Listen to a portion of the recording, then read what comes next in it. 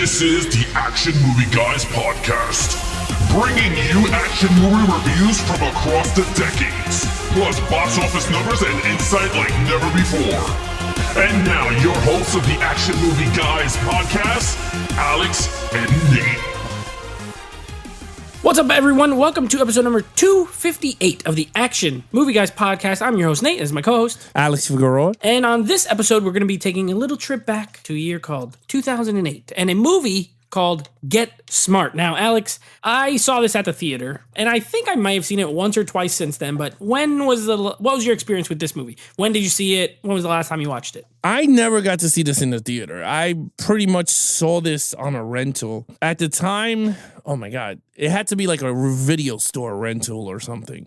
Yeah, I didn't buy this or anything like that. So that's the only time I watched it. So yeah. Okay. Well, I had this on my Vudu account, so at some point, I either bought this digitally or had a Blu-ray with a code and got rid of the Blu-ray. I don't know. I don't have a disc. I looked everywhere. I thought I had it, but I had it digitally. But I have not watched this since maybe 2000. I feel like I remember the last time I saw this. It was in my cousin's house, and I want to say it was like 2012, maybe like 2011. Like, it's been like 10 years since I've watched it. So was interested to do the rewatch. It's an action comedy, but in the spy world. So, it fits our spy month. Let's get into it before we give our scores. Let's just give you some Rotten Tomato scores. I mean, we're going to throw them out anyway, but let's just see what people, critics, and audiences think. Not great. A critic score of 51%. So not very high, not the lowest, but right in the middle. And then an audience score of 67%. Yeah, see, it's weird. Like, watching the movie now, I can see why the critics is where they are at. Yeah. But the audience to me is very interesting because it's at 66 and it goes in line with the box office because the budget was 80 million and it made a worldwide of 230. That's a success. Yeah. And this was around that time of like the Pink Panther and all these movies where they were taking these old TV shows and like making them into modern movies. So this was clearly, as far as,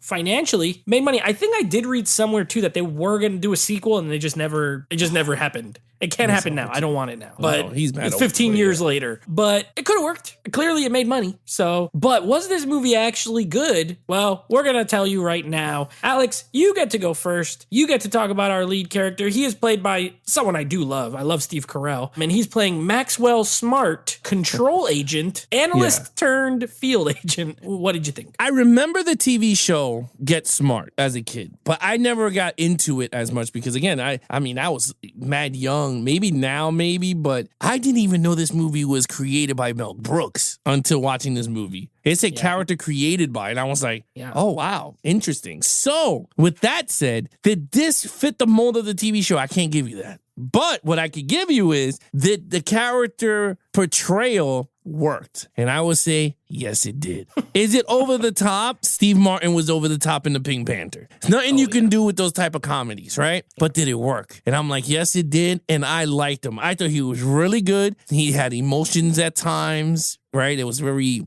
sentimental feelings there. Then it's just some comedy and then stupid comedy where, again, you can't, the stupid comedy, which is slapstick comedy, take it or leave it. If it if it's outdated, it's outdated. There's nothing you can do. That's the whole point of comedy. There's always going to be an outdated. Like when you watch Dumb and Dumber now, is it going to be outdated? Absolutely it is. The jokes are going to be outdated. But if you still like it and you love it, great. This one, I think everything landed because it's been a while since I seen it.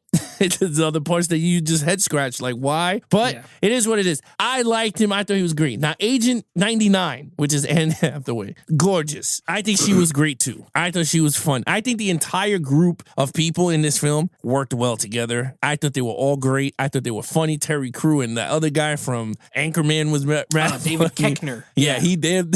Those dudes are funny. Yeah. Dwayne Johnson was actually really good as Agent 23. So for me, if you ask me, lead character, what would I give him? I'm going to give him a 5 because he's actually a really good lead for this movie. Okay, fair. I gave him a 4. And the only reason is like the character, I think Steve Carell was great. I agree with you. I think his portrayal was great. I love Steve Carell. I'm a huge fan of The Office. I love him from that. As far as movies, I like a good amount of his movies. I like him in movies. I think he's a good actor and he's very likable. The only reason I gave this a 4 is I feel like they wanted to kind of have their cake and eat it too with the character. And what I mean by that is one moment he's a total idiot, and then one moment he's like a great agent. You know what I mean? And it's like, okay, there's the part where he's talking with Agent 99. He's like, I got a higher score than you on our field test or whatever by 8 points, And so he's apparently super smart. He's a great analyst, all this stuff. But then he's like kind of a doofus as well. You know what I mean? And does a lot of goofy. The scene it's funny. Don't get me wrong. It's funny. Like the scene in the airplane bathroom where he's trying to shoot the little dart at the handcuffs and keeps bouncing all around. That scene made me laugh. The scene too, the part that makes me laugh the most every time is when he goes to do the blow dart and he's like, I gotta give this one some extra. And he breathes in and he puts himself out. Oh my God, I laughed. Yeah. I remember laughing the first time I saw it, the second time I saw it, and this time I laughed again. But it's stuff like that. It's like, okay, well, you're highly trained. You in the paintball thing, he shoots, he's super accurate. But then he's also like a Mr. Magoo. So I don't know. The balance, it was too much in the middle. I feel like if they would have leaned more one way and then just made the other one extra, I would have liked it a little better. Even still, I love Carell. It worked for me. I still gave him a 4. So I did like him. Okay, so main villain. Now, main villain is played by Terrence Stamp. He's the main bad guy. Zod, if you remember from Superman 2, he's the leader of Chaos. That's the name of the other, like the anti-CIA. What did you think? I gave him a 2. Again, he was not formidable. I guess I don't know if that's the right word to use, but he's not good. Like, he doesn't come across, he never in this movie come even once close to Agent 99 and Steve Carell's character. They never even come face to face. They never fight. His plot, yeah, whatever. I mean, it's a generic, stupid plot that I literally lost train of thought what it was like halfway into the movie because I'm laughing at this guy's stupidity. I kind of forgot what the movie was about, to be honest with you. I mean, I know it's about a nuclear warhead in LA, and once they play a song, it goes off. But other than that, okay, great. Like, he's just not as good, to be honest with you. So I'm going to give him a 2 because he was Zod. Other than that, I give him a 2 because he was in Superman 2. I don't know. Maybe you read my notes. I gave him a 2 as well. I'm like, man, and he's such a good actor. Like, I like Terrence Stamp. Yeah, he What is. a waste. What a waste of a good actor. Yeah, I agree with everything you said. I don't really have much to add. He's an old guy. He's an old man. He doesn't do anything. Yeah, Great Khali. I don't know his real name. I just know him from WWE. Great Khali. He's like the muscle. He's the henchman. He's the odd job. He's the Jaws of this movie. And he's more scary and formidable. And then you have, of course, Agent 23, played by Dwayne The Rock Johnson, who ends up being a double agent. And he's like, infiltrated. They accuse Steve Carell of being the double agent, but it's actually The Rock. And he has a turn late, which was okay. It was fine. He got way more charisma. He would have been a better villain if he was just a villain for longer. Yeah. But no, he's like a good guy. He's mad that the Agent 99 broke up with him, and then he turns bad and whatever. Like, I agree. It was a 2. This is not the strong suit of the movie, any way, shape, or form. So yeah, I gave it a 2. Okay, action. Just be honest. Go with your heart. I gave it a 3. I was going to go with 4 because it actually has some good scenes. I'm not going to lie. But then it just became like I was going with the 4. But then with the scene with the Great Khali, when he was on the thing, I had to drop it because I was like, that's not a good scene. He goes, wait a minute, I know that voice. And he's like, Khala Salamala. And I was like, what the hell? Yeah, scene is not good. It's not good. But what makes it up is the chase in the car. I think that was shot very well. The plane scene was actually really good. And them infiltrating Control, and he puts the whole thing. I thought that was pretty cool. But again, it's not as much action that you think it is for an action comedy spy type movie. So it's not. Maybe even them trying to, when they doing the lasers thing, maybe you can say that's action, but that is really not. You got a dance number, which it is what it is. I gave it a 3. I don't think it's good. I don't think it's great, and I don't think it's perfect. Not memorable either. I'm right there with you, man. I gave it a 3. I will say this had more action than I remember it having. Yeah. So I was like, I was on the seesaw as well. But at the end of the day, when I really looked at the whole overall action, it was all very generically shot. Like, nothing is it. It's good action for a comedy, right? But it's not like great action of an action movie, if that makes sense. For a comedy, it has solid action. I do like the chase at the end where, when he's on the sign. But again, that's the other thing. A lot of the action's like is played for laughs too. Like there's a lot of comedy within the action scene. Yeah. So none of it's played like super duper straight, but still entertaining. I thought the action scenes were fun. They added, they had some life to them. They weren't poorly shot. They just weren't expertly shot either. They were pretty standard, but fun enough. I gave it a 3 as well. I really, as far as the action scenes go, I gave it a 3. I think the chase scene at the end is probably the best. Other than that, like there's not a lot of like fight scenes, or anything like that, or crazy shootouts. A little bit, but not a lot. There's like the paintball scene has a lot of action in it. When The Rock and Terry Crews, when they get into like a little hand-to-hand during a paintball training session and all that. That was pretty funny, but yeah, I gave it a 3 as well. I think it's fine. I think it's fine for what it is, for this like kind of movie. Okay, storyline. All right. I give it another 3. It's good, not memorable. Like I said, you really could give 2 craps of what happens in the movie because you're really there to see Anne Hathaway and Steve Carell do what they got to do. It's and it's sad to say because like I thought you're really invested with the characters because you see their relationship blossom in front of you and you're like, oh, this is actually pretty cool. And you go through the roller coasters of emotions. But to me, the whole bomb thing, I think is kind of weak. Generic type story. I think it should have been more, if they were going to go down this route, they should have did more like a virus thing or something more to feel like you're watching a spy movie. Like it was just a generic, oh, we're going to have nuclear this and this guy turns on them. So it was like kind of a basic generic spy movie. And honestly, I thought it was good. I didn't think it was great, to be honest with you. So I gave it a 3. Man, we're right there again. I also gave it a 3. This is a very like A to B to C story. There's nothing flashy about it. It has a beginning, a middle, and an end. None of them are terrible. As far as the script and the comedy goes, there's some funny parts. And there's some parts that are supposed to be funny that I didn't laugh at. It's just, that's the way of comedy, especially a 2008 PG-13 action comedy based on an old TV show. You know what I mean? Like there's limits, but I'll talk more about some of my favorite funny scenes when I get to overall, but I agree. I thought the storyline was whatever. You have this agency, Control, it's a dumb name. You have the other agency, which is Chaos, which I guess is a better name, but also dumb. It's a very basic MacGuffin storyline. I talked about that before. There's this thing that they have to get, and that's pretty much it. It's a nuclear, the warhead thing, and the football, the little briefcase where the detonator and all that. Very basic. This was like spy movie 101. And then they just added in jokes. Yeah. Pretty much. But it's not horrible. So I'm not going to go 2. I gave it a 3 as well. So yeah, you gave it a 3. I gave it a 3. We're on the same page.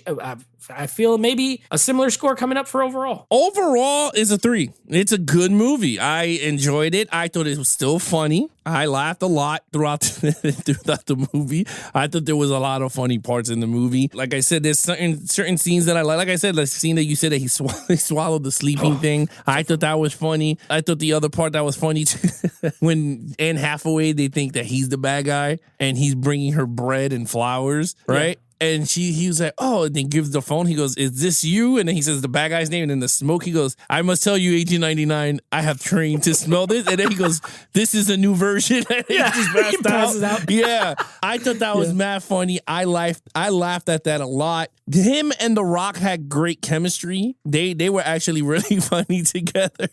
Yeah. I liked when they were playing paintball and the guy called him something and he shoots him in the dick. Yeah. He was like, oh. He was like, that's like he feels bad about it afterward.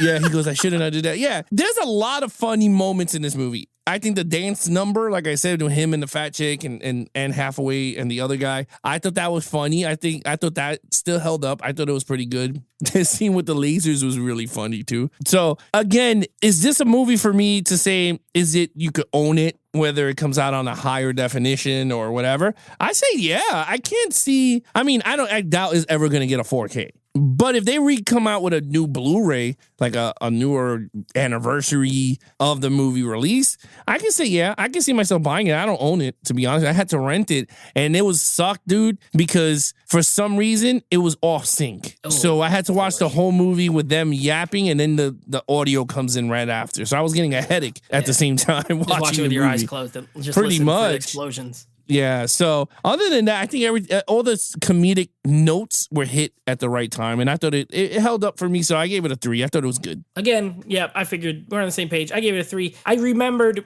when it was over, I remembered why I didn't have the disc. And I'm pretty sure I bought this movie, put a digital, and then like got rid of the disc and traded it in or sold it. Because I don't mind owning. It's one of those movies where it's like, I call this a lazy Sunday movie. You're home. It could be on. You might have it. You can let it play. I think it used to come on like TNT a lot at night. You know what I mean? You can watch it. It's fine. It's harmless. It's just not exceptional. You know what I mean? It's funny, but it's not hilarious. There's action, but it's not super exciting. It's just in the middle. Now, what I will say is this has an amazing cast because you got Steve Carell, Anne Hathaway, Dwayne The Rock Johnson, Alan Arkin, who I love all the time. I always love Alan Arkin. Yeah. David Koechner, Terry Crews, the little Asian guy from Heroes, Terrence Stamp. You know, like you got a really good bunch of actors in this. Who? Bill Murray. Bill Murray in the tree. I love that part. That part's funny too. Yeah. He's like, I'll come back later. He's like, when are you going to come back? Like, how long? When do you think you're going to? That scene's funny. As far as the jokes, yeah, my favorite scenes, the airplane scene cracks me up with the dart when it goes through his ear and it goes through his nose and it goes through, like, I don't know. It makes me laugh every time. The blow dart, probably the biggest laugh for me is that part because he's just like describing it. He's like, gotta give this one something extra. And he breathes it in and it just makes me laugh every time. Also, the two other scenes that made me laugh the most, one's a little throwaway line. It's towards the end. It's when, and James Caan is in this. He's the president. When Alan Arkin and James Caan are walking and he keeps saying nuclear, and then Alan Arkin's like, it's nuclear. And then James Caan is like, what? And he's like, nothing. He just like changes the subject. Hilarious. And the other part that makes me laugh the most is the cone of silence. Anytime with the cone of silence. Yes. Like when they're all in it separate and they can't hear each other and the guy starts freaking out and then Steve Carell's head is getting big. It's getting little. That part. And then when it doesn't work and he's like, this is the greatest day of my life. And there's no cone of silence. I love both of those scenes. So I do laugh. I think the movie I think you're right. I think it's solid. Do you have to rush out and buy it? No. If it came out on 4K disc, would I buy it? No. I'm perfectly fine with this digital. It's there if I ever want to pop it on. It's breezy entertainment. You know what I mean? Like it's a 3. It's fine. Remember when he hits his chief with the fire extinguisher? Oh yeah. And then he goes, "We got the guy," and he's just like, "Is that a dent in his head?" Yeah. He's like, "What happened?" He was like, "Chief, I think you slipped and fell." Like I thought that was mad. And then funny. You got Patrick Warburton as the end as Jaime, the robot. He's like the robot guy. Yeah. I just like his name is Jaime. That's funny. So okay, what is your total points? It's a 16 out of a 25. Yeah, I have a 15. Yeah, I think, like I said, I think it still holds up, but I lean more towards the audience on this one. On the balance scale, I think I would go with the 66% on that one. Yeah, it's fine. 15 out of 25 for me as well. That works out to be pretty much like a 6 out of 10. So it's like, it's fine. Yeah. It's good. I don't hate it. It's not great, but I like the cast. It's full of people I like watching act, and they're all funny. And like even The Rock, this was a good, solid like comedic role for him. He doesn't overdo it. He doesn't overplay anything. He was still younger. He wasn't as jacked as he is now. Yeah, but he's funny. You know, he's suave. He's like the best agent. Catches the little fly and throws it. That was funny. Like, all that is great. So 16 for you, 15 for me. Overall, a decent action comedy if you want to watch one. Yeah, it's a very up there with Naked Gun. Like if you really look at that whole like comedy action, I still think, I don't know if we're going to do it on the podcast maybe, but to me I still think Naked Gun is the big one out of that type of slapstick comedy. Oh yeah. I just think it's still so stupid and funny. That's like top tier of this sort of movie. Yeah, this style of film. Yeah. Like a reboot of a TV show. So, yeah. Leslie Nielsen is still funny, though. Oh, he's hilarious. The thing with the Naked Gun movies is those are like a joke a second. Every single thing that happens is a joke. Whereas there's a lot of scenes that are regular. And then there's jokes in between. So, okay. So with that being said, we got a couple more spy movies coming up to round out the month. And this is going to be a treat. Next week, we're going double Bond because not only will we be doing Thunderball, the next in the Sean Connery series, but we will also be doing that weird redheaded stepchild of the Bond franchise, George Lazenby, in On Her Majesty's Secret Service. So get that out the way. Yeah, I was like, hey, look, spy month. Where else does this fit? Let's do a double Bond. So that will wrap up our May espionage, spy month, whatever you want to call it, Thunderball, and On Her Majesty's Secret Service. I will say this. In terms of on her Majesty's Secret Service, I think you're gonna like that one. I think you might even give both. I'm gonna put it right now. I'm gonna write a note. Thunderbolt and On Her Majesty's Secret Service are gonna be in your 20s. You're gonna give it. I don't think one of those are gonna be even below 20. Now, I will say that right now. Both is gonna be higher than 20. I'm an honest scorer. If it's good, I rate it good. I have a feeling you're gonna like Her Majesty. I think you're gonna.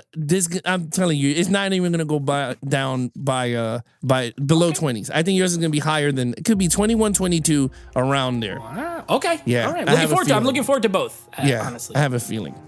And No Time to Die pretty much is a mirror of Her Majesty's Secret Service. I like that. I would say that. All right, guys, you guys want to follow us on our social media accounts, please follow Nate over on Instagram at Netflix Reviews. Check out the podcast with him and his friends called Netflix Movie Reviews. Anything action movie, guys, head over to youtube.com/Geeks and Flicks for the video version of the podcast, or at Instagram at Action Movie Guys Podcast. Other than that, he is your host, Nate from Netflix Reviews. I'm his co-host, Alex Figueroa. Be awesome to each other and geek out.